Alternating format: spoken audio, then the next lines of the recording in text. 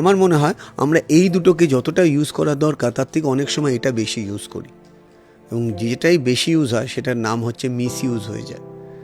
আমরা যদি একটু ক্যালকুলেট করি, যারা শুনছেন, লাস্ট কাল থেকে আজ অবধি, মানে আপনি 24 ঘন্টাকে ক্যালকুলেট করে দেখুন সারাদিনে কতটা টাইম প্রোডাক্টিভ ছিল আর কতটা টাইম আনপ্রোডাক্টিভ। আপনি নিজেই বলবেন এ বাবা সত্যি তো তাই।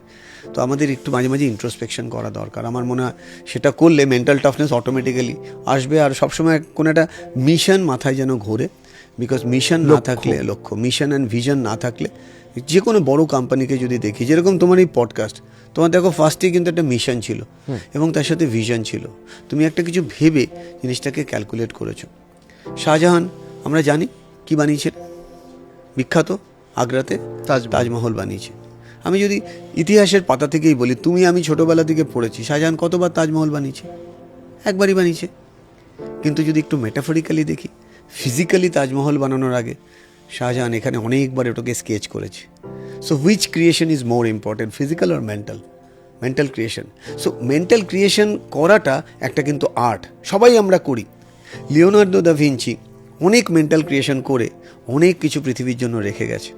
কিন্তু লিওনার্দো দা ভিঞ্চির লাইফ যদি একটু আমরা রিসার্চ ওয়ার্কের মতন পড়ে দেখি, সে কিন্তু প্রপারলি কোনো প্রপার স্কুল কলেজে ভর্তি হতে পারেনি। তার কারণ তখনকার দিনে ইটালির নিয়ম ছিল বাবার নাম না জানলে ভর্তি হওয়া যাবে না।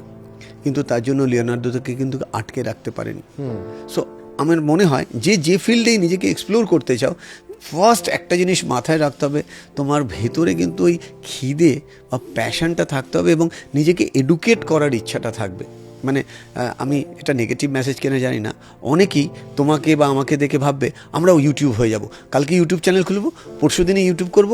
এবার আমি কাউকে ছোট করছি না, বাট তুমি নিশ্চয়ই দেখেছো বা আমরা দেখি রোজ যে সকাল বিকাল হাজার হাজার ইউটিউবার জন্মাচ্ছে, কিন্তু যদি মিশন ভিশন স্ট্রং ক্লিয়ার না থাকে তাহলে বেশি দিন কোনো কিছু কন্টিনিউ করা যায় না। এবং বিজনেস কোচিংয়ের ফার্স্ট যে ডেতে আমি শেখাই বা আমি শেয়ার করি আমার এক্সপিরিয়েন্স, প্রত্যেক দিন ভারতবর্ষের, আমি যেহেতু জিএসটিতেও ট্রেনিং করাই, কাস্টমসে ট্রেনিং করাই, ইন্ডিয়ান অয়েল থেকে, মানে সব গভর্নমেন্ট পিএসইউতে ট্রেনিং করাই, তো সেখানে দেখা গেছে, ইন্ডিয়ান সেল ট্যাক্সেও দেখেছি যে প্রত্যেক দিন রেজিস্টার্ড কোম্পানি হচ্ছে কম করে হলেও 10,000। ওয়েস্ট বেঙ্গলে 10,000 কোম্পানি রেজিস্টার্ড হয় এবং এক বছরের মধ্যে সেই 10,000টা 100টা কোম্পানিতে এসে যায়, কেননা বন্ধ হয়ে যায়, বাকিরা বন্ধ হয়ে যায়।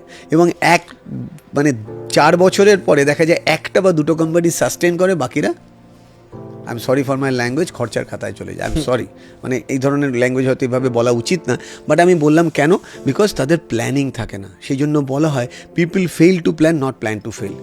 সো তুমি যে ভিশন বা মিশন নিয়ে কাজ করছো, তার জন্য তোমার ব্যাকআপ প্ল্যান কী? So plan as well as the backup plan. Backup plan মানে তোমার মাথায় যেন সেই রিসার্চ ওয়ার্কটা থাকে। এবং আমার মনে হয় নিজের ভেতরের গুড কোয়ালিটিগুলো খোঁজার জন্য সবসময় একটু বাবা মা বা এই ধরনের যারা যে ফিল্ডে এক্সপার্ট, তাদের সাথে কমিউনিকেট করে নিজেকে একটু এক্সপ্লোর করে, যে ওই বিষয়ে বেটার, তার সাথে একটু কথা বলা আমার মনে হয় ভালো হয়।